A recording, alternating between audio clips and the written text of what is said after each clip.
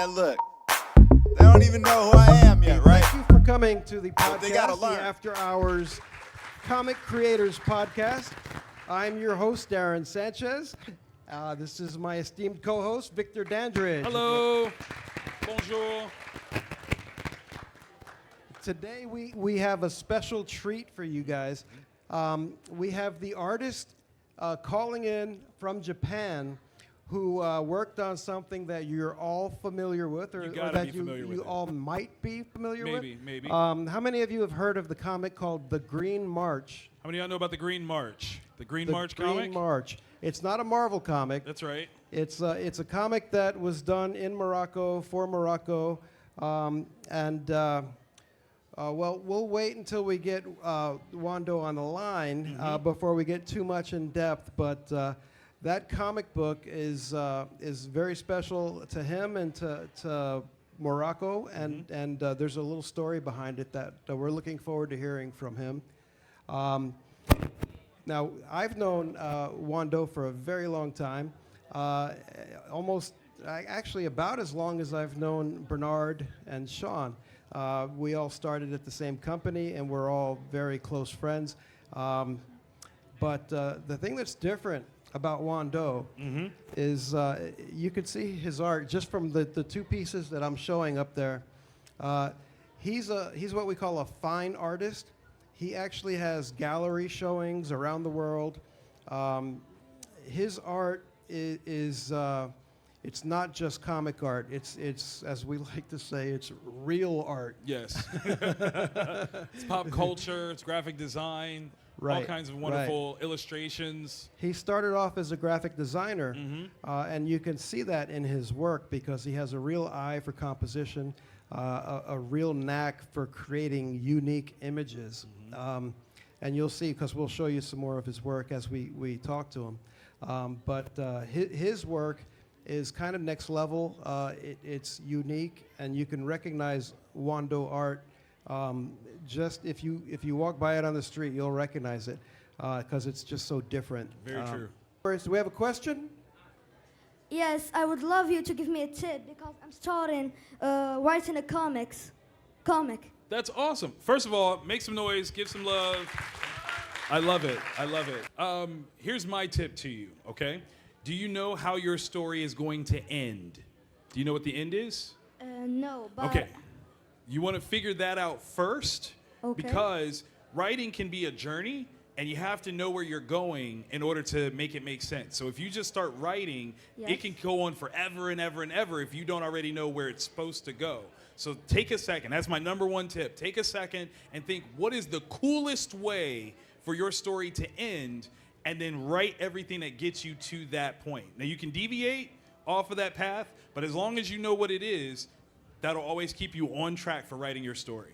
Oh, okay. Yeah. I'll do that later. Of course. I can't wait for you to be up here and we can interview you as part of our podcast. Really? One day. That's going to be the challenge. Okay, I'll do it. I'm going to make you proud. Yes. Thank you. Yes. We can't wait. We have another question. Can you pass the mic back to her? Can I be one day one of Marvel team?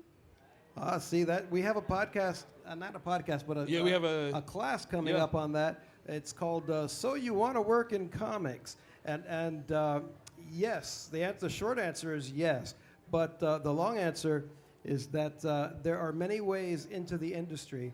Whether you're an artist, a writer, a colorist, a graphic designer, a social media specialist, a proofreader. A letterer, inker. All kinds of There's things. a lot of ways to get into the comic industry, and the people who work at Marvel, they don't all make comic books. Some of them are in licensing and marketing, and they work the booths when they go to conventions. There's a lot of different ways to get into the industry that you love. So my advice is just to basically stay in school and do well in school, and once it's time for you to start interviewing, you can pick and choose what you want to do. If it is being an artist or a writer, you can work on that and make sure that you're ready to show people when you get the opportunity. That's right. Practice, practice, practice. All right? There What do you think about? It's not a question about the comics, but what do you think about the new Deadpool and Wolverine movie? Oh, that's exciting. It's very, very exciting. I think that it's going to challenge a lot of people on what the MCU is capable of. So much of the MCU has kind of been relatively family friendly, and this one's going to be a little bit more risque. It's going to be R-rated. Yeah. So I think that's going to be a big challenge. But I think there's some footage that we've seen that if it ends like I think it's going to make a lot of money and make a lot of people happy. I suppose that there will be a lot of cameos also. Oh yeah, a lot of whole cameos. Bunch. Yes. Can't wait. There's a lot Taylor of people, Swift. I just want a lot Taylor of Swift people to show up. excited about that movie. Absolutely. Any other questions? Stand up. What's your name? My name is Tasneem. Hello. Can I ask you what's your favorite Marvel character? So my favorite Marvel character is a character called Black Bolt, King of the Inhumans. And the reason why he's one of my favorites is because his power is his voice, right? But it's so powerful, he doesn't speak. Because for him to just whisper in this room right now, he would destroy everything around us, right? Yeah. But he is the king, he is a husband, a father, and he finds a way to look after his people even though he can't talk to them. And there's something very special to me about that. I talked about this earlier, that one of my favorite stories with him, he's fighting the Incredible Hulk. How many of you guys like the Incredible Hulk, right? Hulk is the strongest there is, absolutely. And so what happens is, Hulk is fighting Black Bolt, and he's punching Black Bolt. Poof, poof, poof. And Black Bolt's not saying anything, because if he whispers, even just a ow, ooh, it'll destroy everything. And so Hulk hits him really hard, pow! And Black Bolt realizes, I almost spoke. Oh no, I have to stop this thing right now. Yeah. And so what happens is, Hulk comes after him one more time, swings really hard, Black Bolt dodges it, flies up to his ear and goes, stop. And it's so powerful that it makes Hulk revert right back to Bruce Banner, and Bruce Banner passes out, and he's been afraid of Black Bolt ever since. And so that's why he's one of my favorite characters of all time, but my absolute favorite from Marvel Comics. That's a good question. Who's your favorite character? Spider-Man. Spider-Man! Which one, though? Which one? There's a lot of Spider-Man. Is it Peter Parker? Is it Miles Morales? Is it Spider-Man 2099, Miguel O'Hara? Do you have a favorite? No, I like all Spider-Man. All Spider-Man. I like it. Make some noise, y'all. Thank you. Okay, Juan Doe is calling in about 5 minutes. Okay, so, 5 So minutes. hang tight, ladies Here we and go. gentlemen. But we're getting there. Got a question back there in the corner? Yeah, go ahead and stand up, and we'll get you a microphone. Here we go. Thank you. Who's the strongest character? Who is the strongest character? The Between writer. Between me and Victor. The writer is the strongest character. Wait, between us? I'm not taking that fight. No way. No way. Well, Hulk will tell you he's the strongest there is. And there's a difference between strength and power. True. For instance, Galactus or the Beyonder might be more powerful than Hulk, but Hulk may be the strongest. Might be the there strongest. is. Yes. So it really depends on how angry he is. That's right. Because the angrier he gets, The stronger he gets. Yeah, there's a lot of different ways to measure how powerful someone is. Mm-hmm. So Hulk may not be as powerful like when he fought Thanos, and Thanos beat him pretty bad in the movie. He did. So yeah, Hulk doesn't always win. That's right. That's right. It's just like in football. The best team Doesn't always win. That's right. That's why they play the game. That's right. Any other questions? All You got a couple here in the front? Yeah, someone who hasn't asked one yet would be just so we can get a little bit of give Variety. everyone a chance. There we go. Hello. Hello. And welcome to Morocco. Thank you. I hope you find the weather here is nice. Also, I have a philosophic question actually. Okay. Upon the old characters in Marvel, which one you feel the connection the emotional and the emotional connection and the psychological connection? Wow, that's a big question. For me, there is a very strong connection that I have with Black Bolt. That's one of the reasons why he's my favorite. Yeah. I love the idea of someone who recognizes that they have vast potential that could be dangerous if they're not careful with it. Yeah. And that's personally how I feel about myself. I feel like I have a lot of potential, but I have to be very specific about how I use it in order to make sure that I don't do something wrong that can hurt myself or other people that I care about. Yeah. So that's one that psychologically I feel really connects with me. Yeah. I think that Peter Parker is built and created to appeal to people because he's an everyman type of character. He has flaws and problems that are the same kind of problems someone in real life has, whether it's about the girl he likes that doesn't like him, Yeah. or he's dating someone and her parents don't like him. Yeah. Just all kinds of things that you go through in high school. But at the same time, he's got to worry about saving New York City from the Green Goblin, Yeah. which is not something everyone has to worry about. Yeah. So he puts himself at risk. He puts his social life at risk, and sometimes it even puts his family at risk, Yeah. which is what upsets him the most.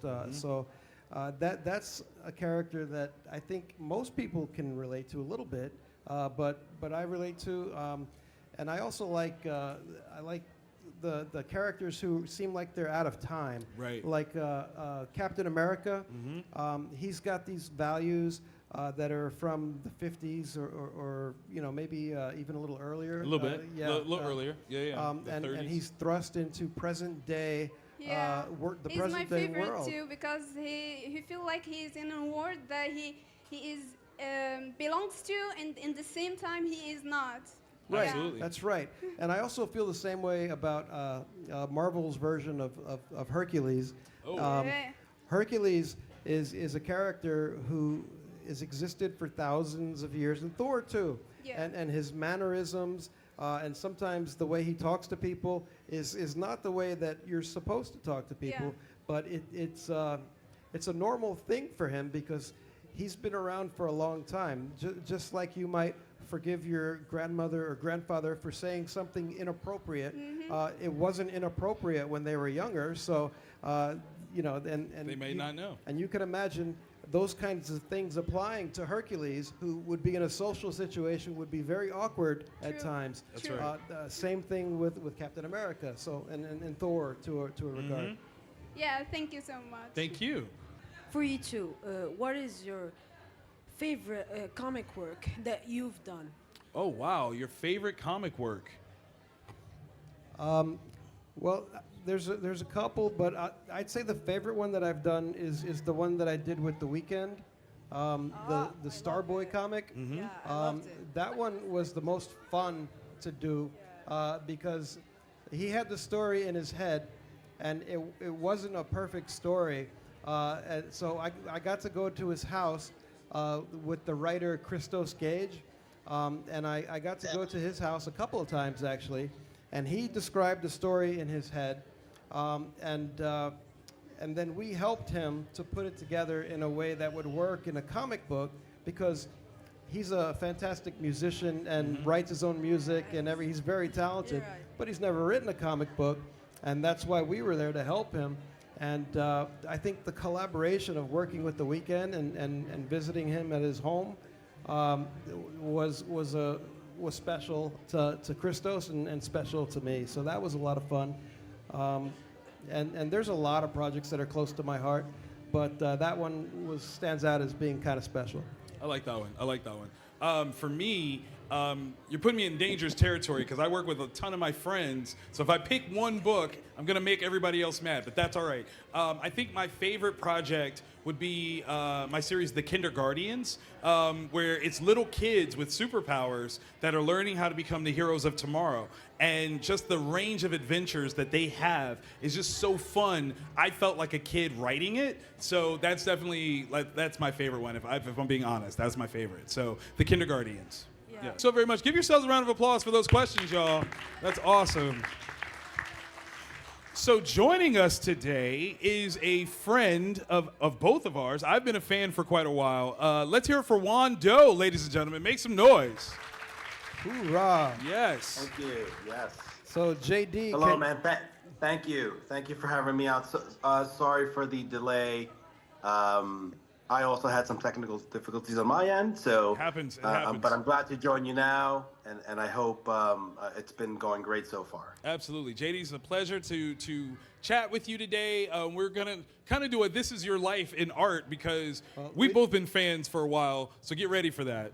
Okay, JD, one thing I wanted to point out and announce to the crowd is Yes. that Juan Doe was knighted along with Ayub Kanir for the comic they did, The Green March, which we mentioned earlier. He was knighted in Morocco That's right. by His Majesty the King Mohammed VI. Yes. So we are talking to an official Knight of Morocco. Make some JD. noise for that, y'all. All Come on, right. that's awesome.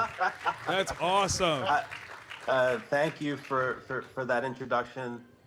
To this day, it remains one of the greatest memories in my professional career, and I'm very grateful and thankful to the King and to Morocco for having me there at that event, and also for having me here at this current event, which I'm super happy to see has grown since those days. So thank you guys again for the intro and for having me on. That's awesome. Should we call you Sir Juan Doe then? Is that what we should call you?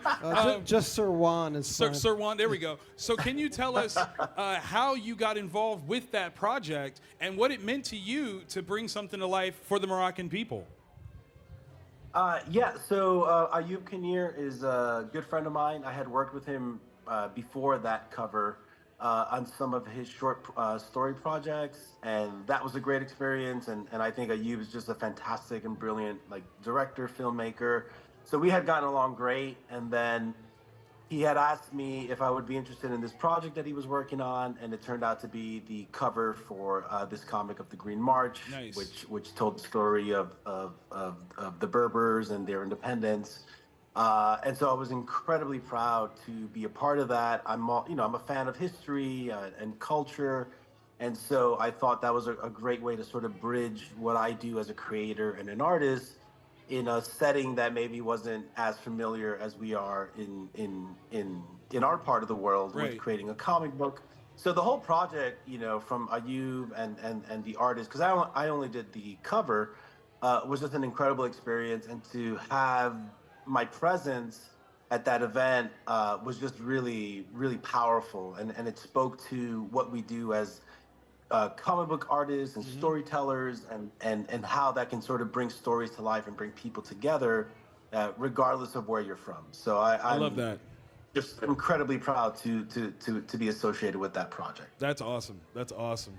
Okay, so JD, we had a bunch of art that we were going to show, but due to a technical difficulty, we cannot show that art.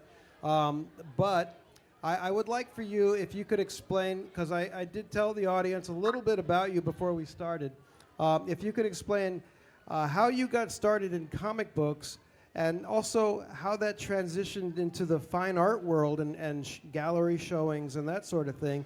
Can you give us a little bit of that?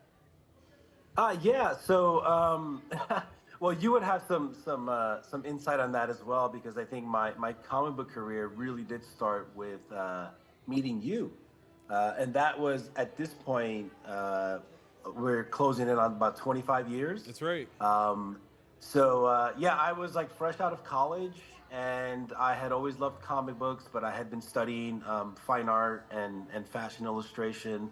And I had an opportunity to intern at Valiant Comics at that time. I believe it was maybe 1991, 92. So I interned there for a bit, and that's actually where I met Darren, who at the time was a production director for the old school mechanical paste up department, and how we used to put comic books together.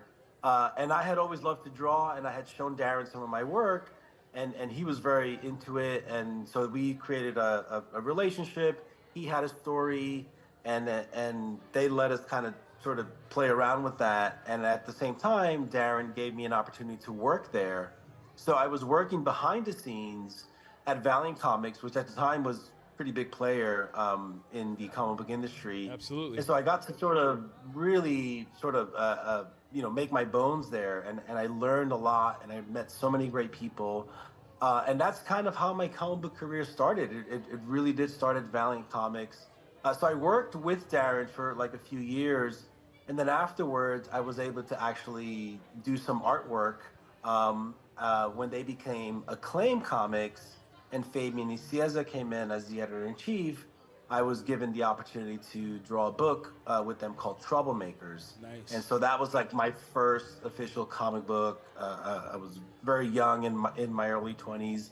And so that was my first experience as a professional comic book artist, was working at Acclaim with Darren, with Fabian, and sort of really learning the ropes of this incredible, medium. And from that point, after a couple of years, I worked at Marvel, I worked at DC, but then I left the comic book industry for almost a decade. Wow. And in that time, I just got into fine art, and I got into painting, and I got into sculptures, and it really wasn't connected to like commercial art. And so it was a different kind of thing. Like I had a day job basically. So I worked in an office, and then I would go to my studio after work and on the weekends, and I'd just create artwork and paintings and whatnot. And it just so happened that around the end of that period, I got a job at Wizard Comics. Again, Darren Sanchez. Hey. At that point, I wonder why I asked this question. All the love, all the love. Yeah. He's my unofficial agent. That's right. and helped me a lot throughout the years. So yeah, Darren was also at Wizard Comics at this time, and I think it was you who mentioned that there was a position available as a graphic designer, because I also had experience as a web designer, graphic designer. And then I would do my fine art, and then my comic book stuff was just sort of like my hobby. So I got a job at Wizard Comics as a graphic designer. I worked with Darren.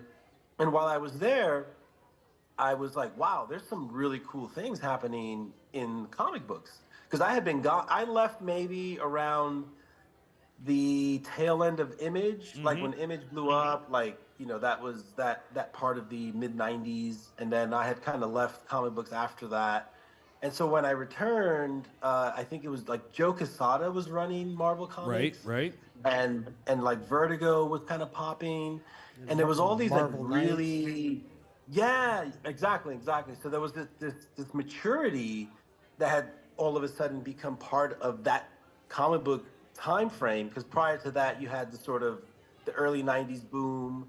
A lot of books, a lot of like speculation. So we kind of went through that period. And then when I was at Wizard, I was seeing all of this amazing artwork, and I was like, wow, this is some really cool stuff happening. Like 100 Bullets had come out. I love that series. The Daredevil stuff. Yeah, and I was like, wow, okay, this is really interesting to me. And I just kind of decided while I was working at Wizard as a graphic designer, I was like, hey, I might just see if I can do some comic book stuff. And I think I did a couple of like promo pieces for myself, and I hit up Mike Martz, who was at Marvel Comics at the time. And just to kind of round out this whole connection, Mike Martz also used to work at Valiant. Right. And we'll be meeting Mike Martz later on this week. He'll be one of our guests, so looking forward to that. Oh, amazing. That's right. Yeah. So there you go. Because me and Mike are also still in communication, and we've done a lot of work throughout the years. Wait one second, JD. Yeah, absolutely. Me and JD and Mike, and this is before we knew Victor. We also we played a lot of football together. We traveled to Canada to play against a Canadian team, actually a couple times, and so we're more than just professional contacts. We've done a lot of things together in real life and in professional life. Love it. So JD, sorry to interrupt you. I just wanted to throw that in. No, listen. There's not too many people that I've had an opportunity to go to outer space with. That's right. And you and I were able to work on a project that allowed my artwork to travel to outer space. That's awesome. Right. That's awesome. We did. I had the job of working with NASA at Marvel. I had to do a patch celebrating Marvel's partnership with NASA, and we decided we were going to put Rocket and Groot on it because We thought that was the best representation. 1,000,000%. But they didn't want it to look like traditional comic book art. They wanted it to be designed to be iconic. And I knew right away in my head who I was going to call. And I told JD about it, and he was in. So we designed a very cool patch. I'll probably show that in our Yes, podcast please do. tomorrow. I'll put that into our deck tomorrow. Nice. But that patch, they wore it on their space uniform. It was in the ISS, the International Space Station. And then they sent us a sleeve of patches that had been to space and that was up in the space station. That's cool. And they sent it to us. And so I kept like 4 of them. Did you get one, JD? Yes, I did. Yes. All right, good. And we also we made posters. Wait, but I think you actually have the actual ones that were in outer space, right? Yeah. I had this, and I gave. You have 3 of them, right? You have I 3 think of you're them? holding one for me. Yeah. Yeah. No. He's holding one for those me. If I can ever figure out where you live. But yeah, JD lives in Japan somewhere. Right. I've never been to. Yes. I've never been to Japan, so someday, man, I'll come visit you out there. JD, we're coming over. Yes. Just letting you know, we're coming over. I love it. Yeah. I love it. Sorry, we kind of got off a tangent there, but yeah. So, rounding back to Mike Martz, Marvel Comics. I was at Wizard. I sent them some work. He was like, "Hey, you want some covers?" And next thing I know, I'm doing the X-Men 198 covers, which was my first introduction into comic books as Juan Doe. Nice. And so that sort of began a second part of my career that allowed me to talk to you today, 20 years later. Right. And now he's the mysterious Juan Doe. Yes. That the art world doesn't know what he looks like. That's right. Who he is, and this is his official headshot. So you are talking to the mysterious Juan Doe. Well, listen, I like to say, unlike Banksy, I am showing my face. So that icon is the representation of my face. Yeah, he actually looks like that. Yeah, I really do. I love it. But I mean, and that is part of the, mystique, I guess, or the work that I've done. I've always just cared about the work, and so I've always wanted the work to be front and center, and I haven't really put myself out there like that, but I have no problem talking or expressing myself. Like, I love what we do as comic book artists, and I wouldn't be in this position if not for that commitment to that craft, and people like Darren who, took a chance and gave me an opportunity to get my foot in the door, and to be able to be here 25 years later and sharing these experiences is really amazing, because they went from doing covers to then doing sequential work, which was like interior work. And yeah, so I about 15 years worth of work with Marvel and DC. And then the last decade has been kind of a mix of independent work and my own work. So I've been able to write and produce a handful of graphic novels. I've worked in a lot of great independent companies, because I'm always following the story. And I love superheroes, and I love anything that's really interesting, and the comic book medium allows for that diversity. Well, JD, speaking of loving superheroes, we had the question here a little while ago. What is your favorite superhero to work on or to draw? Oh, man. That's a big question. Listen, I just have to be like super cliche because there's just no other way to put it. But DC, Batman. Hey. Right. I mean, I can't even, because that's how I also got into DC, was doing Batman work, right? So like the first covers that I did, the first book that I did for DC was all in the Batman universe, which is obviously a fantastic character, one of the most iconic characters. I was blessed and fortunate to work on that. And then for Marvel, Marvel is just like so many like iconic characters that I was blessed to work on, including like the Fantastic Four, Spider-Man, and then maybe my all-time favorite is Hulk. I never did a Hulk issue, but I did get to do Hulk a few times in related stories. So I would say definitely Hulk is like the, favorite character that I've been able to work on over. What's the hardest character to draw? Ooh, that's a great question. That's another question that came from our audience. Yeah. So I'm just asking you the ones that we got asked a little earlier. Ooh, the hardest. Okay. I have an answer. Okay. It's Spider-Man. Really? It's Spider-Man. It's the webs, isn't it? There you go, brother. That's 100%. I knew it. The webbing on his suit is like a separate category in and of itself that has to be mastered and has to be worked on. Right. But you have to do it if you want to really capture why Spider-Man is so iconic. I love it. There's a reason that those things work, even though on our end it's laborious. And sure, because we're always sort of dealing with deadlines and these things actually matter. If you have a character that's got a gazillion, items on his suit, and then he's appearing in 60 panels in a comic. Right, like that's a lot. Iron Man, for instance, or the Thing. Man. Yeah. Like anything mecha. I love doing mecha, but as like a cover or like a signature piece. But like a book of Iron Man, I'm not even sure if I can like handle that. It's a lot of physical work. But listen, on our end as professionals, that's just a personal thing. True. For the audience and for the readers, they want to see the best work possible. So like props to anyone who can commit to that. Very well said. Because it is a lot of work. But just to kind of answer that question, Spider-Man's webbing is a bit tedious, but you know what? At the end of the day, those results speak for themselves. That's awesome. Now, That's awesome. we had a question earlier about breaking into the industry, and I wanted to relate a story about that. When JD came to Valiant and showed his art, he showed it to our senior art director, Don Perlin. Don Perlin is a legendary artist.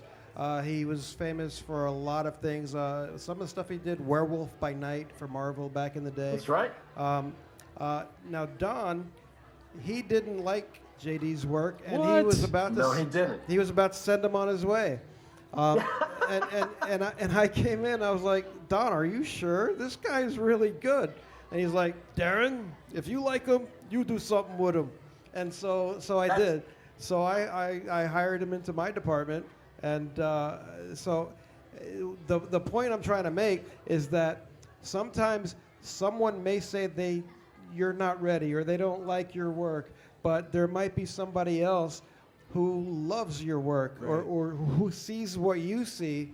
And so, that is very important to keep in mind. If someone says something negative about your work, try to take it in a positive way, but don't worry about it. Move on. You will find someone who appreciates your work, especially if, like we talked about, you keep working and you're getting better and better and better. At some point, you'll meet somebody who makes it happen for you. Absolutely. And I'm really glad that I happened to be there when JD had his work looked at, or he might have gotten his start somewhere else, and then I wouldn't be able to. I'm so glad that you actually remember that, because that's one of my prime memories, obviously, as a comic book artist. And we were all in a conference room. It was you, me, Hannibal, who was the inker at the time for the work I was doing, and Don Perlin. And he looked at our work, and I'll never forget, like, he pointed to one panel, and he's like, "You call that an elbow?" Like, he's the elbow that did it. Yes. He like actually put his elbow up. He's like, look at the way the elbow is going into the foreshadowing. And he basically was complimentary, but he kind of was like, hey, come back next time. And I remember there was like this moment of silence. And Darren, man, you actually said to him, he's like, so should we give them something? And he looked at you and he said, you really like these guys, don't you? He's like, yeah, go ahead.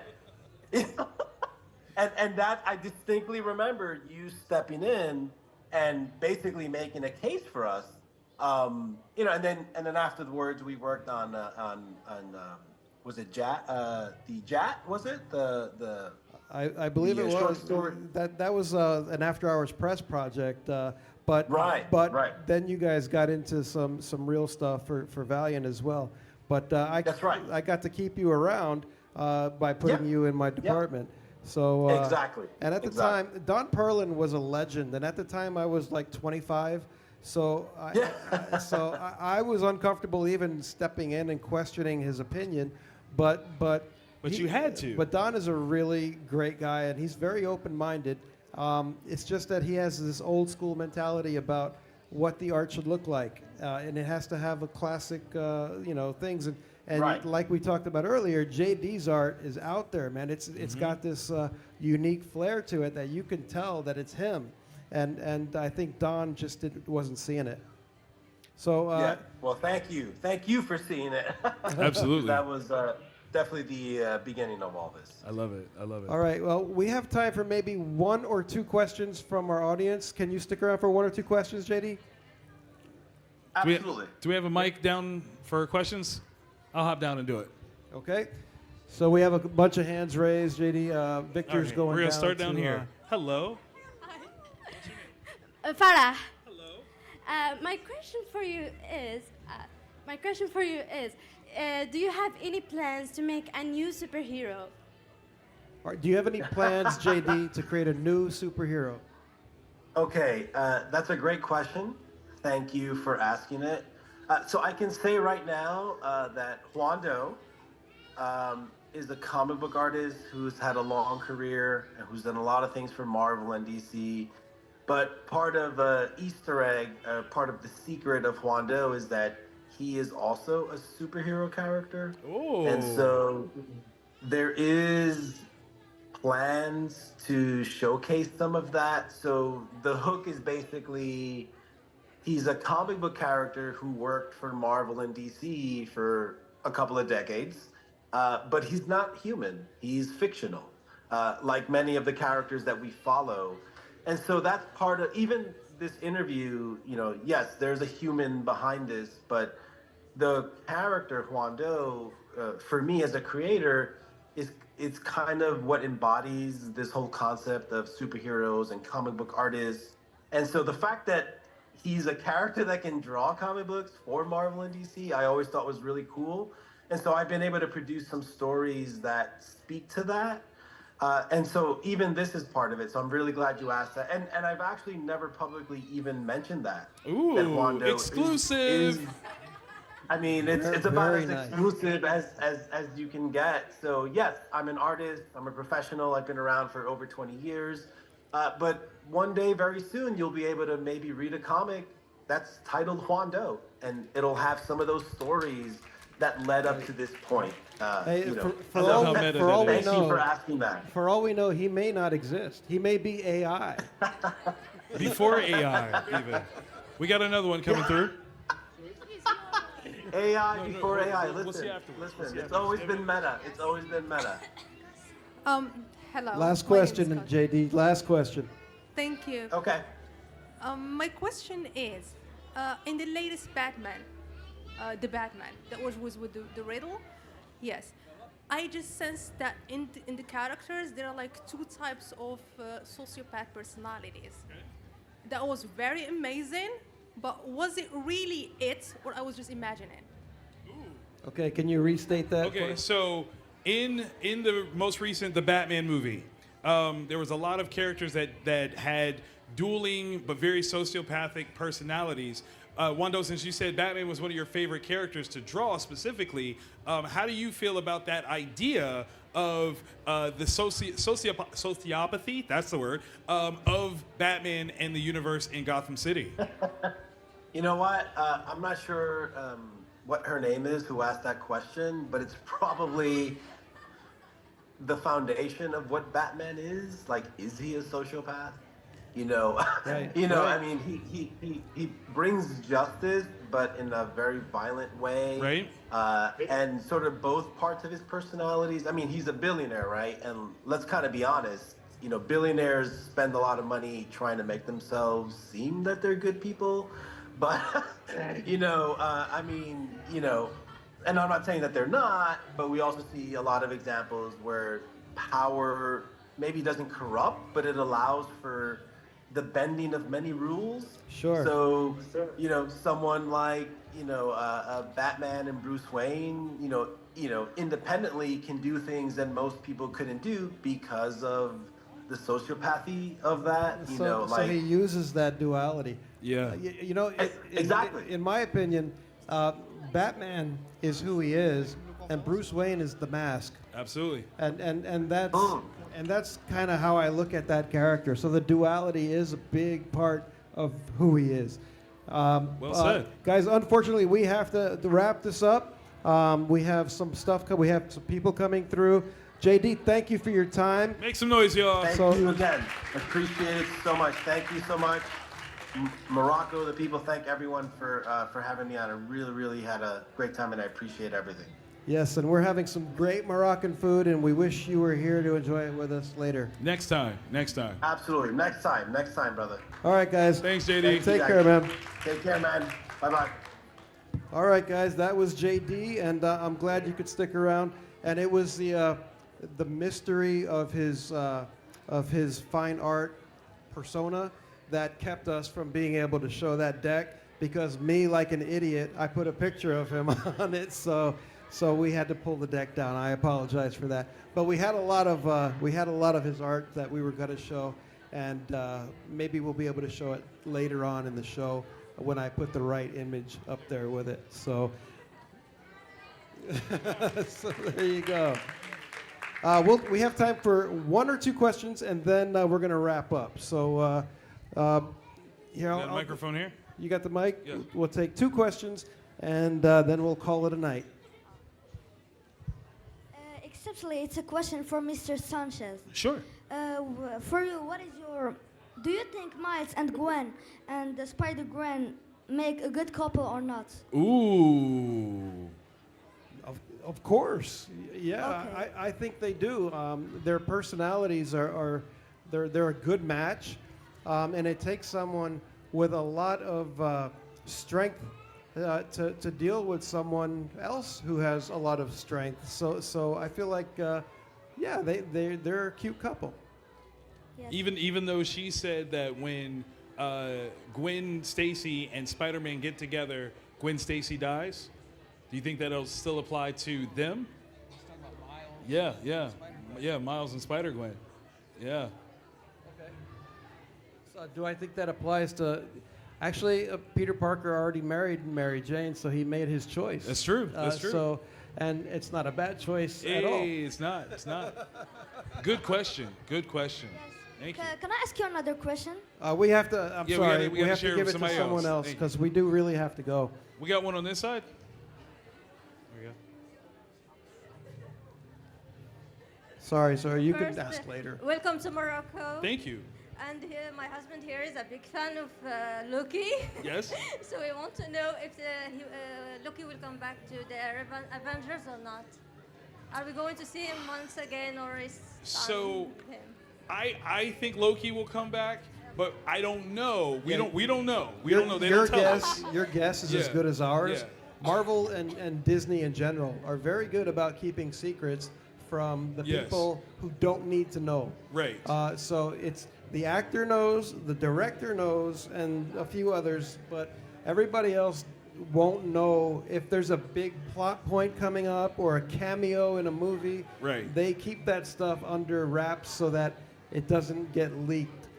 Sometimes it still gets leaked, but they try very hard. But thank you guys for attending. Appreciate that. And we'll be doing this show at 5 o'clock every day of the show, except for the last day because we have a flight to catch. That's right. But we hope to see a big crowd every day. We'll have fun and interesting guests, different people every day to talk about cool stuff that either we did together or they Right. did on their own. And some of them are the ones who made some of the big movies that you guys know and TV shows. So we're looking forward to the rest of the show. Thank you for coming, guys. Thank you, guys. And I'm going to see who else is here, but we're going to stick around. And Yes, sir. and autographs and stuff. Man, So look. if you have They don't even know who I am yet, right? program or anything, But they gotta learn. be ready for that. They gotta learn. 5528. I'm spotted. Got lots of spots. spots. Your girl wanna come play connect the dots. I'm spotted, I'm on the block.